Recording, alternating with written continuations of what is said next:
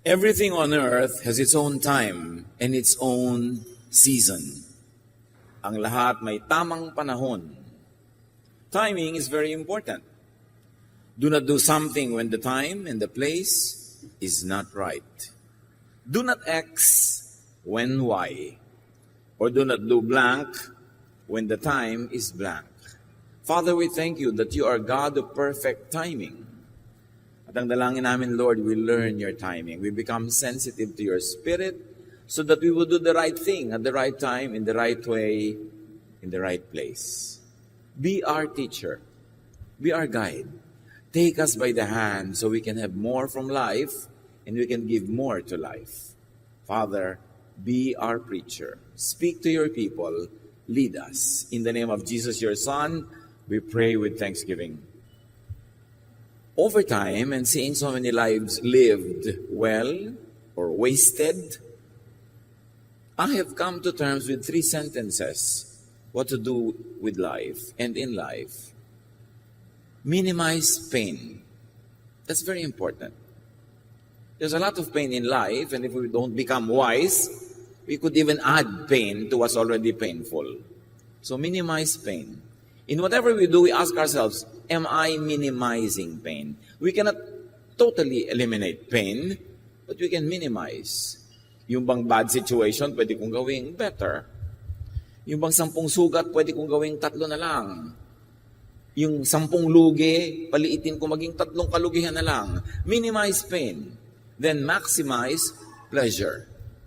Life is very short. There's inevitable pain, sorrow, unhappiness. So whenever there's an opportunity, we should maximize pleasure and not demonize pleasure, because pleasure is also God-given.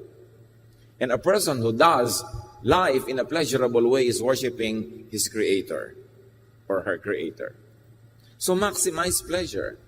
Pag may kinakain ka, mapapasarap mo pa ba? Pag may tinitirhan ka, mas malilinis mo ba? Mas mapapaganda mo? Pag may kasiyahan, mas mapapasaya pa ba? So you get the most out of life and you give most to other people's lives. And then when you minimize pain and maximize pleasure, do the most good. Yun ang pinakapangbalanse dyan. Because in minimizing pain and maximizing pleasure, we could be doing a lot of evil to other people. So dapat do the most good. Napakaiksi ng oportunidad ng buhay para sayangin sa hindi paggawa ng mabuti. So how do you apply this and how do you actually use time correctly so that you could minimize pain, maximize pleasure, and do the most good? Do not answer when angry.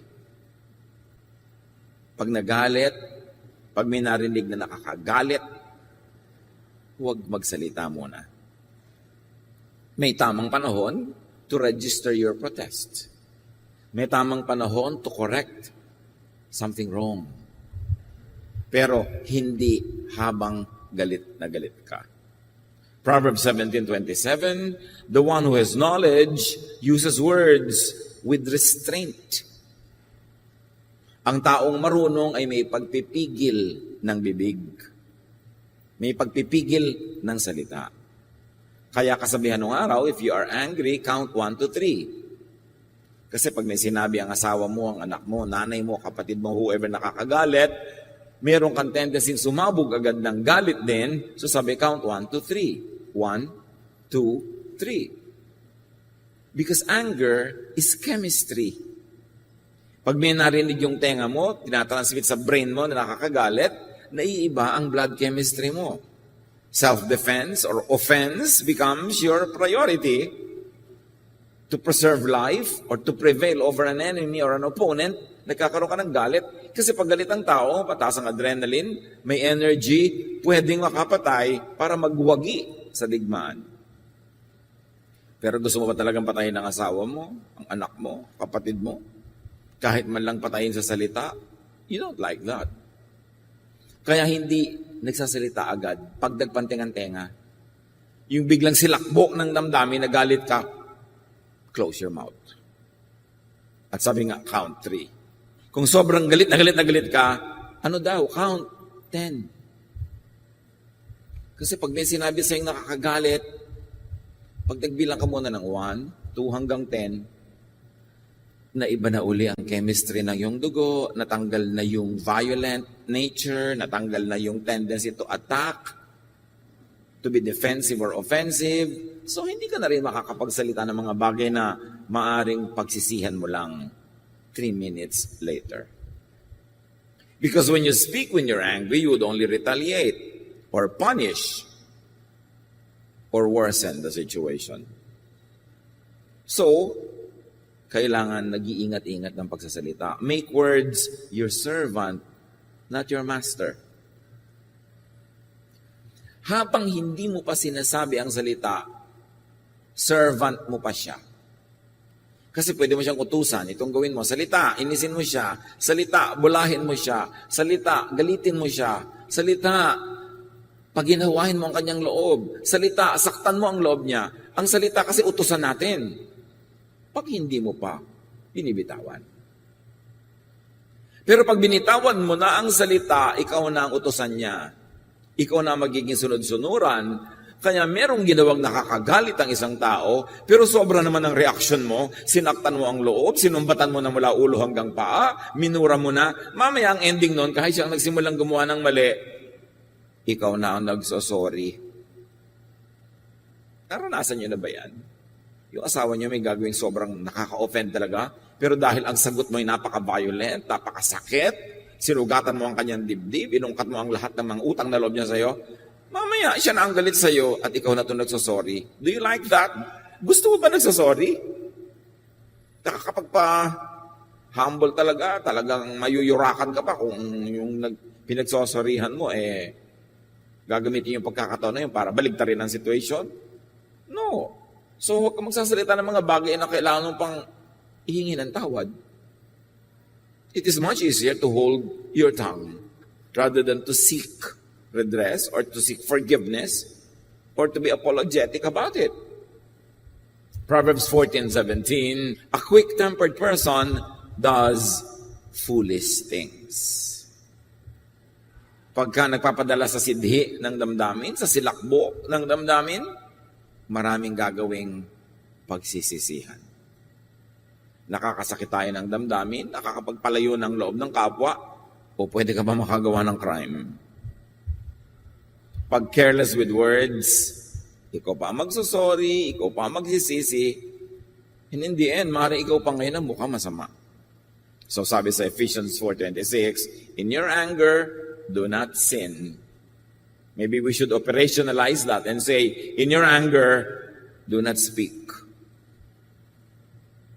So, paano yun? Paano kayo tutuwid ang mali? Mamaya na. Bukas. Next week. Bukas ng umaga. Huwag ngayon. Kasi galit ka eh. Wala kang ma-accomplish sa mabuti. So, speak when not blinded by anger or when no longer blinded by anger. Do not make a promise when happy. Tandaan yan, isang mahalagang do not. The happy person, at that moment of happiness, which is probably short-lived, is overly generous, is unwise, unguarded, and could be careless and reckless. So pag sobrang masayang masaya, huwag mangako. Madalas, pinagsisisihan yung pangako. Ecclesiastes 5:2 and 4-6. Do not be quick with your mouth. Do not be hasty in your heart to utter anything before God. God is in heaven and you are on earth, so let your words be few. Pag sinabing God is in heaven, you are on earth, ibig sabihin, God knows but you don't know. So, kontian mo lang ang salita. Sabi ng isang version, do not be quick with your mouth to utter anything before people. You are on earth, so let your words be few. Or to apply it to people, you say, pag sobra ka masaya, hindi mo naman alam yung kung kaya kasiyahan mo, tama ang basis, baka naman false basis yan, mamaya malalaman mo ang totoo, hindi ka na masaya, pero nangako ka na. Yung masaya ka ngayon, mataas ang grade ng anak mo, sabi mo, anak, ito yung mataas ang grade mo. Every grading period, pupunta tayong hangkang. O, dahil ang saya-saya mo eh. Eh yun naman pala, ang grade niya, ang taas-taas, 100. Baligtad pala ang grading system sa school nila. Ang mataas pala yung 1. Eh nangako ka na kasi ang saya mo. Yung mga in love, yung wow, binigyan mo ako ng rose, pinapangako ko sa'yo. Lahat ng sweldo ko, may 10% ka. Eh, ang saya mo lang ngayon, pero mamaya hindi mo na pala gusto siya, kahit isang buntong bulaklak ka ibigay sa'yo, nababahuan ka pa nun.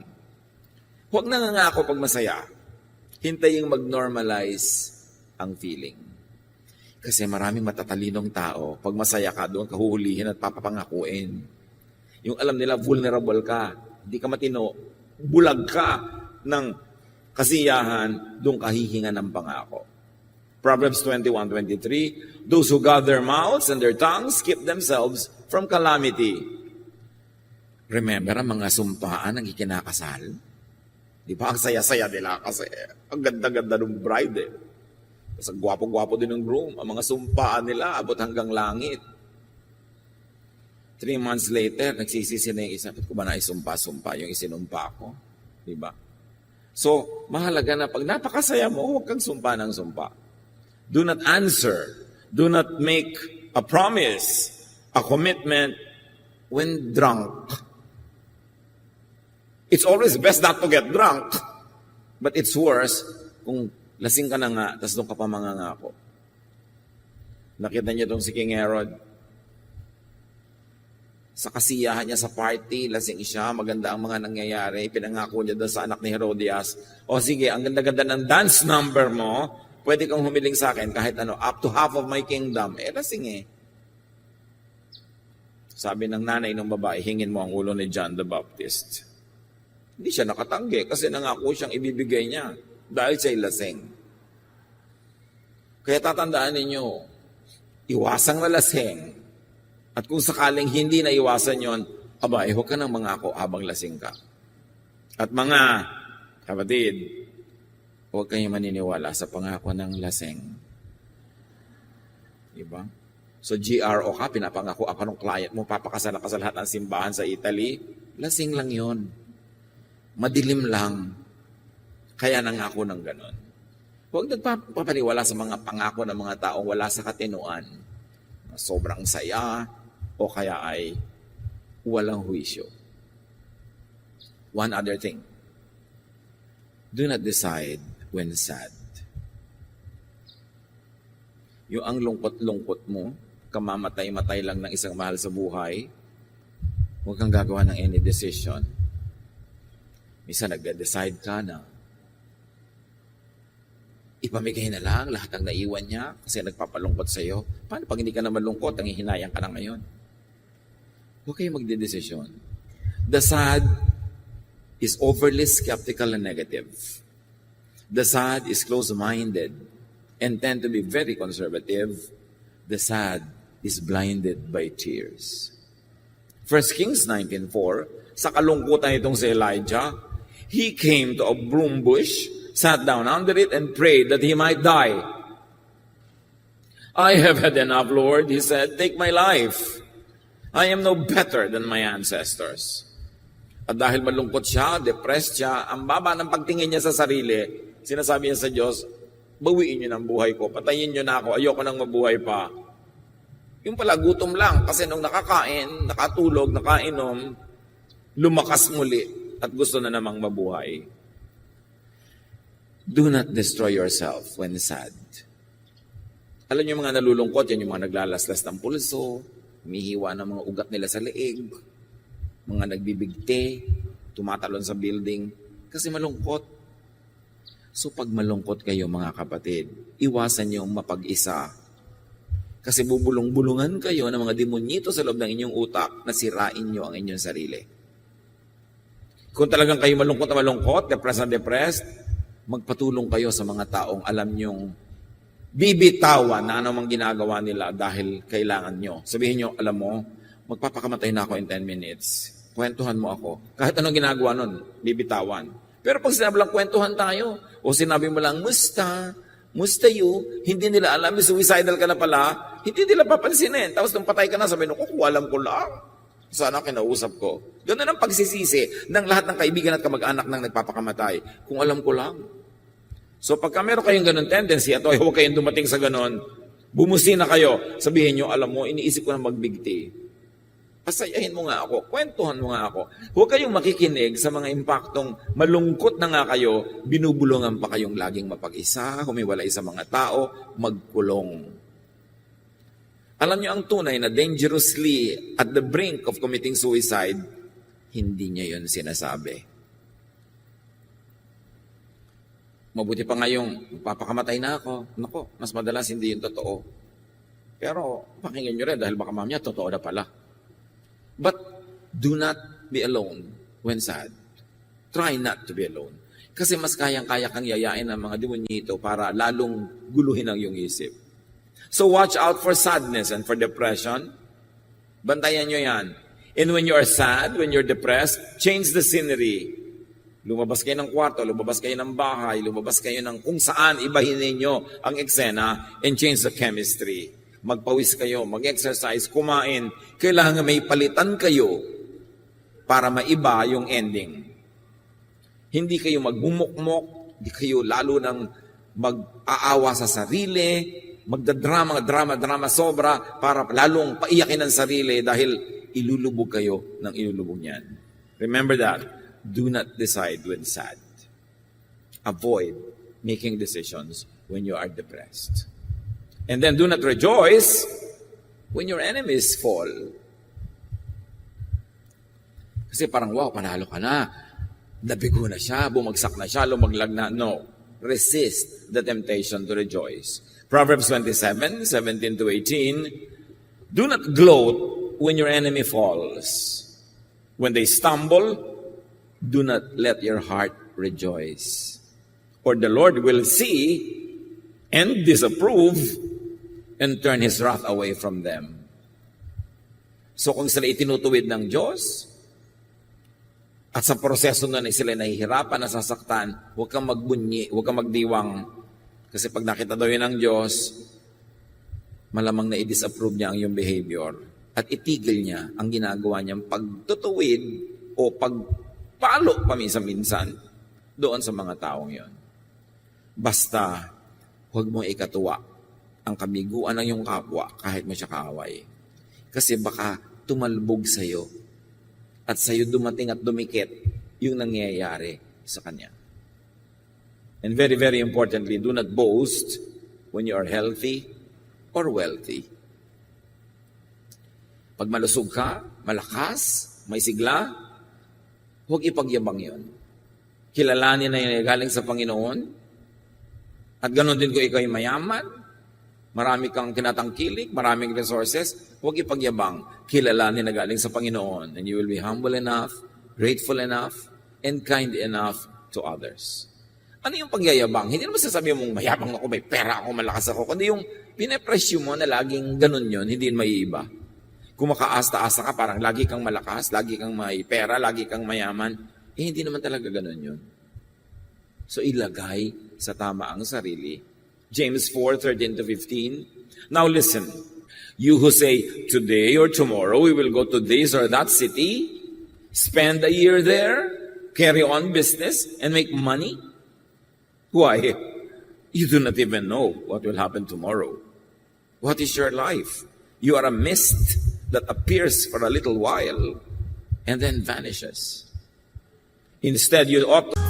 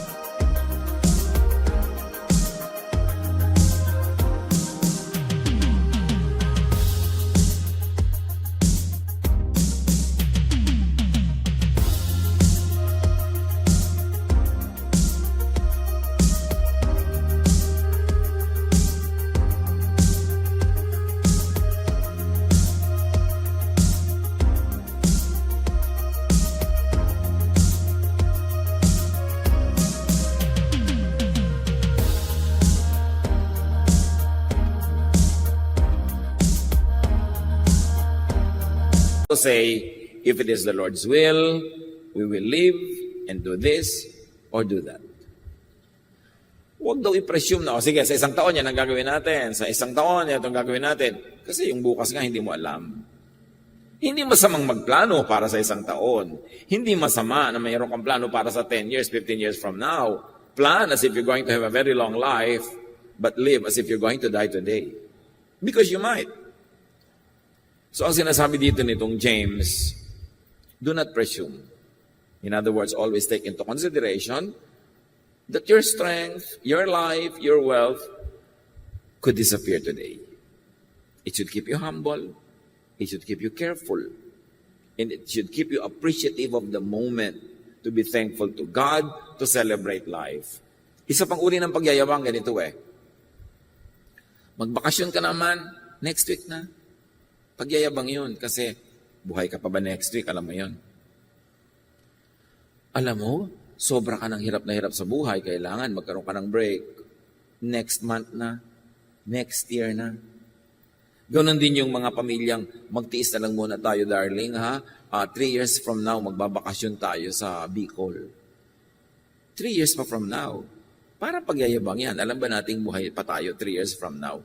Ang ibig sabihin lang mga kapatid, kung kaya mo na ngayon, isingit mo na, magpahinga ka, magbakasyon ka, mag-enjoy ka, huwag mong ipagyabang na buhay ka pa 10 years from now kasi hindi mo alam yun. Napaka-importante na alam mo that you are a mortal being, that life could be snuffed out of you anytime. Do not presume that you will live long, although prepare to live long. Yung iba sobrang mag-ipon, ipon para pagdating nila ng 70 years old, doon nila gagastusin. Kaya lang nung 69.5 years old, doon na tighok bigla. Sayang. So dapat ngayong 50, gumastos ka na ng konti, mag-ipon ka ng konti. 55, gumastos ka ng konti, mag-ipon ka uli ng konti. 60, gumastos ka ng konti, mag-ipon ka ng konti.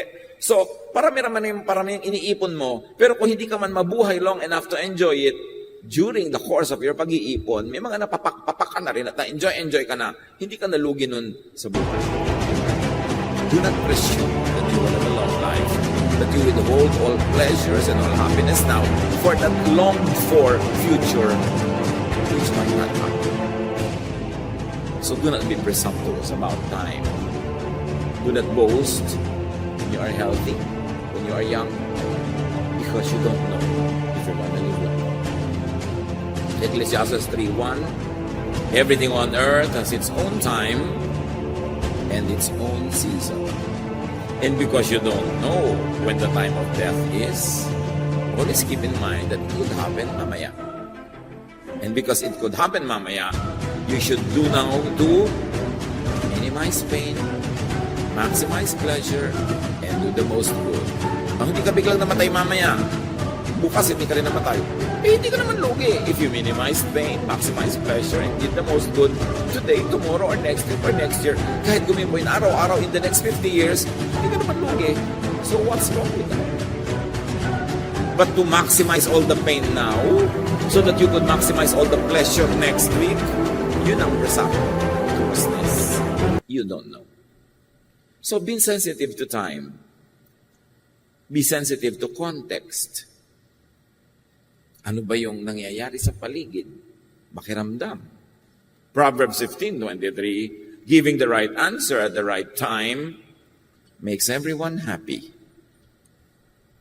But remember, in giving answer, sometimes speech is silver and silence is gold. And sometimes the best speech is silence. Kung wala ka rin lang matinong masasabi, wala kang siguradong tamang masasabi, ang pinakamabuting gawin is to be quiet. A person finds joy in giving an apt reply. And how good is a timely word? Also, how good is timely silence? Yung may nagawa ang asawa mo, anak mo, nanay mo, kapatid mo na sobrang mali, alam niyang maling-mali, tapos silent ka lang, hindi ka nang ko-condemn. Beautiful. Alam niyo, pinaka-nakakainis madinig, nagkamali ka na, Sabi pa ng kasama mo, I told you so. Yung salitang yan, I told you so, 3, kamumuhian ka ng kapwa mo. Yung bang alam na niya ididiin mo pa, may sugat na siya, kikiskisan mo pa ng asin, I told you so. Pag sinasabi mo, I told you so, itinataas mo ang iyong sarili at ibinababa mo siya. Matalino ako, ikaw hindi. Alam ko na yun pa, ikaw hindi. Ayan, ganyan ngayon nangyari sa iyo. Minimize if you could not totally avoid saying, I told you so. Especially if the lesson is obvious. Obvious na Doon mo maa-appreciate ang taong may class. Yung marunong manahimik kung kailan nasa kanya lahat ang karapatan na magtalumpati. Yung siya ay nagbibigay, di nasa kanya na lahat ang entablado para magsalita. Tapos ang tahimik niya magbigay, wow! Ang galing na tao. Hindi yung nagbibigay, tapos, ayan, tanggapin mo. Galing sa akin yan. Batukan ka, patay, gutom. Alam mo, kahit bigyan mo yan, naiinis sa'yo. Sayang naman, nagbigay ka na, tapos ang ending, nakainisan ka pa dahil lang natong matabil ang bibig mo. Talagang nagdusa ka na, nagpakasakit, nagbigay, pero may sasalandihin ka na nakakasakit ng damdamin. Yun ang naiiwan sa puso ng tao, hindi yung appreciation o pasalamat. Ang natatandaan niya, yung matalimong dila.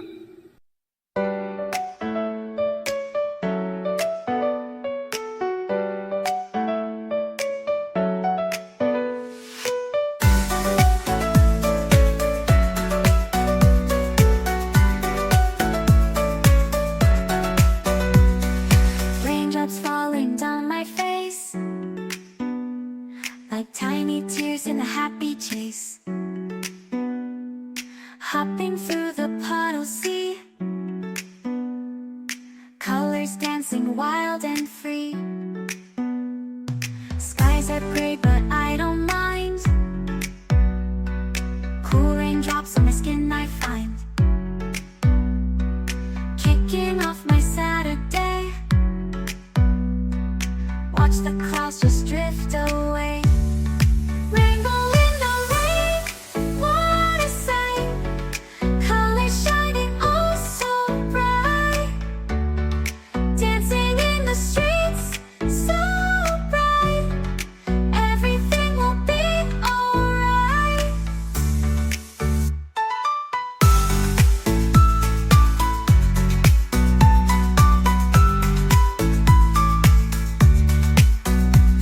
Umbrella spinning, twirling round. A colorful halo on the ground. Music playing on the sand. Skipping beats, the heart will sway. Feel the world come out to play. Lightning cracks, but don't you fear. Magic shines when skies are clear. Raindrops whisper secrets true. A hidden beauty shines right through. Rainbow in the rain, what a sight. Colors shining oh so bright. Dancing in the streets, so bright. Everything will be alright. Raindrops falling soft, peeks through. Rainbow magic, me and you. Smiling faces, hearts alight. Everything will be alright.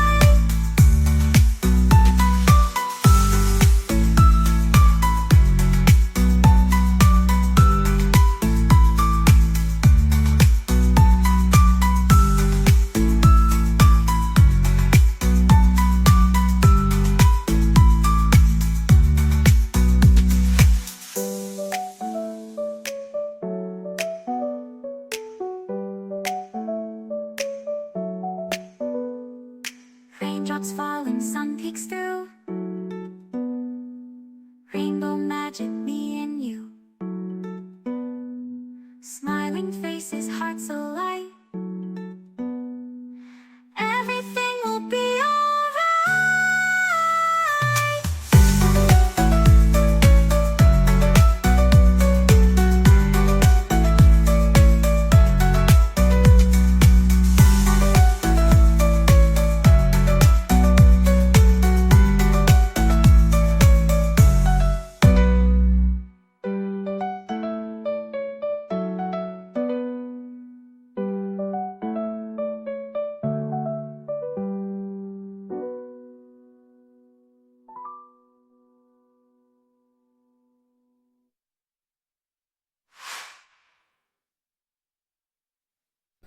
Kahit ano pang bigay mo.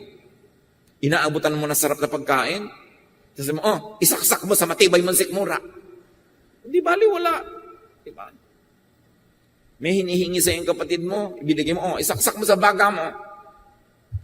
Inis na inis yun, tatanggapin din, pero muhi ang nakatanim sa puso. Gumawa ka na ng mabuti, di magsalita ka na rin ng mabuti para huwag nang makontra yung ginawa mong mabuti. How bad is an untimely word? How bad is an untimely act? Yung down na siya, doon mo pasisisihin. It's not good timing. Sasabihin sa'yo, Papa, don't preach. Kasi nagdurugo na nga ang puso ko, alam ko na, magpipreach ka pa. So be sensitive, be attuned to the Spirit. And the Spirit will never lead you to be quarrelsome, to hurt people. The Spirit will lead you to be an agent of peace, an agent of love. So alam mo kung Spirit-led ang iyong emosyon or not. Romans 8:26. Likewise, the Spirit helps us in our weakness. For we do not know how to pray as we ought. But the Spirit Himself intercedes for us with sighs too deep for words. Hindi naman natin alam kung paano magdasal. Hindi naman natin alam kung paano makikipag-usap sa Diyos. Pero namamagitan ng Espiritu at tinuturuan tayo, inaakay tayo, nagsasalita sa atin, kinakatawan tayo, kahit sa mga bulong at anas na hindi kayang sabihin ang salita ng tao. So the Spirit can actually lead you, can speak to you beyond words, without words. Kailangan lang be quiet, be still, and know that I am God. Sabi ng Panginoon. Bigyan siya ng space. At yung space na yon ay sa pagmumuni-muni, sa pagninilay-nilay, sa panalangin, sa pananahimik. Yan ang isa sa mga pinakamabuting pakinggan. The voice of silence. The sound of silence. At yan din ang pinakamabuting speech most of the time, silence. Sabi nga ng isang maikling tula na nabasa ko noong 1970s, your silence reaches me farther than a speech. Imagine. A husband telling the wife in poetry, your silence reaches me farther than a speech. Mas effective yung silence ng isang babae o kahit ng lalaki na may ginawang mali yung partner mo, imbes magbunganga ka, gumagawa ka ng sandwich, tapos yung mukha mo nakaganyan-ganyan lang. Para ka Mona Lisa. Hindi malaman kung natatawa ka ba o naiinis. Nakikiramdam tuloy sa yung tao. Yung may ginawang mali yung partner mo, tapos tiklop ka ng tiklop ng mga kumot, tahimik ka lang na ganyan. Sabi, your silence reaches me farther than a speech. Let me atone then if I must. Effective yan. Luke 12:12, the Holy Spirit will teach you in that very hour what you ought to say. In any circumstance, this could be applied. Not only in religious speech. Na pagka meron kang gustong sabihin, tumigil ka muna, tatanong mo, Panginoon, ito po ba ang gusto niya sabihin? Here is my mouth, use it for your glory. Here is my tongue, you gave it. Speak through my tongue. Sabi ng devil, wag na ako na lang. Siyempre, yung devil also like to speak through your mouth. So, sino ang Lord of your mouth? Dahil kung sino ang pagbigyan mo sa oras na yon will determine if you'd be happy or sad. If your life would be peaceful or not. So be Spirit-led in speech. And when confused, when not sure, be silent. Father, teach us. Teach us correct timing. Sa ginagawa namin na tama ang oras, tama ang panahon, tama ang timpla, dahil kayo'y Diyos ng pagiging tama. Teach us to be sensitive to hear your voice, to listen to you, na ang buhay namin, Lord, we can minimize pain, maximize pleasure, and do the most good. Pagbulay-bulayan sumandali, pag-isip-isipan, in silence, and let the Spirit of God finish this message for you in a very personal way.